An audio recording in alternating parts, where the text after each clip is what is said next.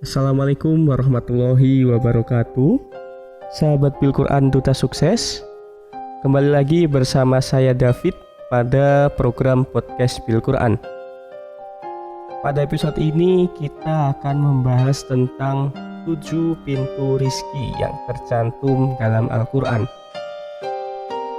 Kebanyakan orang beranggapan bahwa rizki sama dengan uang, padahal agama Islam telah menjelaskan tentang rizki dengan jelas dalam Al-Quran. Dan pintu rizki yang dimaksud ada banyak sekali jenisnya. Jadi rizki tak hanya berbentuk harta ataupun benda. Namun yang jelas Islam telah mengajarkan di dalam Al-Quran ada berbagai jenis rizki dan banyak sekali cara datangnya. Lalu apa sajakah yang termasuk pintu rizki dalam Al-Quran? Yang pertama adalah pintu rizki yang dijamin oleh Allah. Sesungguhnya rizki seluruh makhluk yang ada di bumi ini telah dijamin oleh Allah Subhanahu wa Ta'ala. Kita sebagai manusia tak perlu khawatir akan merasa kekurangan, karena Allah telah menjamin selalu rizki tersebut untuk cukup. Dalam surat Hud ayat 6 dijelaskan bahwa sesungguhnya Allah telah menjamin rizki semua makhluk yang berjalan di atas permukaan bumi sebagai bentuk karunia dari Allah. Kedua, pintu rizki karena berusaha atau bekerja. Walaupun rizki sudah dijamin oleh Allah, kita tetap perlu untuk berusaha. Tidak ada sesuatu yang instan di dunia ini, termasuk dalam mendapatkan rizki untuk memenuhi kebutuhan hidup. Dalam Al-Quran pun telah disebutkan pada surat An-Najm ayat 36 yang memiliki arti dan bahwasanya seorang manusia tidak memperoleh selain apa yang telah diusahakan. Jadi pada dasarnya kita harus berusaha atau bekerja keras untuk menjemput rizki. Berusahalah sahabat dengan giat, maksimalkan tenaga dan ide. Insya Allah usaha tak akan mengkhianati hasil. Ketiga, pintu rizki karena beristighfar atau memohon ampun. Datangnya ujian ketika mencari rizki mungkin karena banyaknya keburukan yang telah dilakukan. Saat sahabat merasa sedang diuji, janganlah berputus asa. Teruslah untuk berusaha dan cobalah untuk meminta ampun kepada Allah dengan cara beristighfar. Hal ini didasari dengan Al-Quran surah Nuh ayat 10-11 yang memiliki arti, maka aku berkata kepada mereka, mohonlah ampun kepada Tuhanmu, sungguh Allah Maha Pengampun. Niscaya Allah akan menurunkan hujan yang lebat dari langit kepadamu, dan Allah akan memperbanyak harta dan anak-anakmu, dan mengadakan kebun-kebun untukmu, dan mengadakan sungai-sungai untukmu. Karena panjangnya penjelasan dari ayat ini, maka penjabaran dan penjelasannya akan kami pisahkan pada episode selanjutnya. Keempat, pintu rizki karena bersyukur kepada Allah. Segala sesuatu yang telah sahabat dapati di dunia ini sangat jelas sumbernya, yaitu dari Allah Subhanahu wa Ta'ala yang Maha Pemberi. Oleh karenanya, kita sebagai manusia patut mensyukuri nikmat yang telah diberikan. Dengan mensyukuri, insya Allah rizki akan terus mengalir kepada sahabat.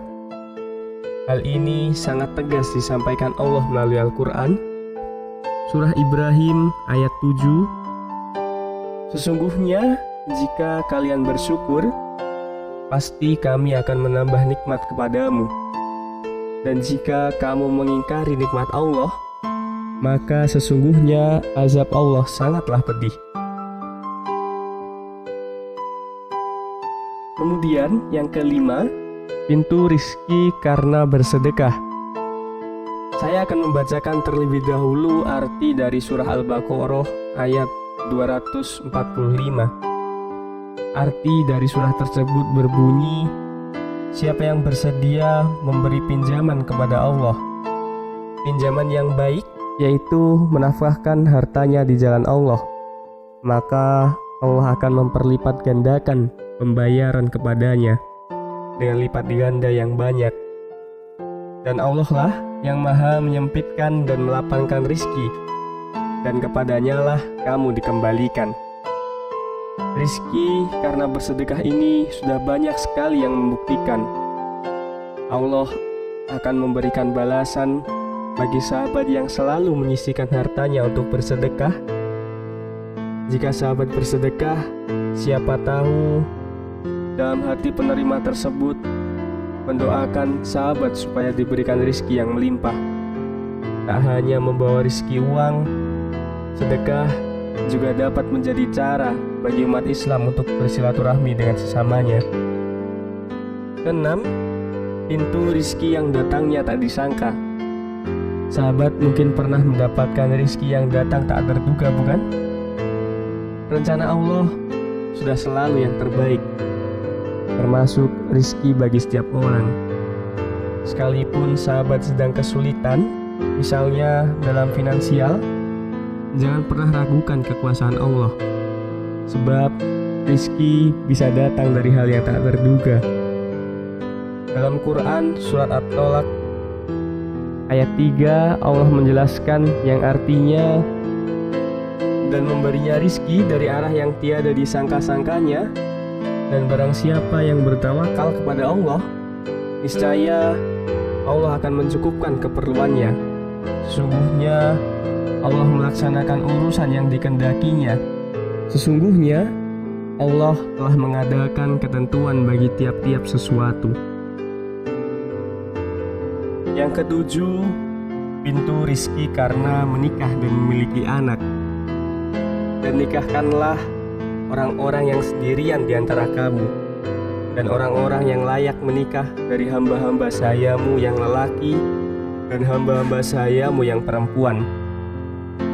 Jika mereka miskin, Allah akan memampukan mereka dengan karunia-Nya, dan Allah maha luas pemberiannya lagi maha mengetahui. Quran surat An-Nur ayat 32.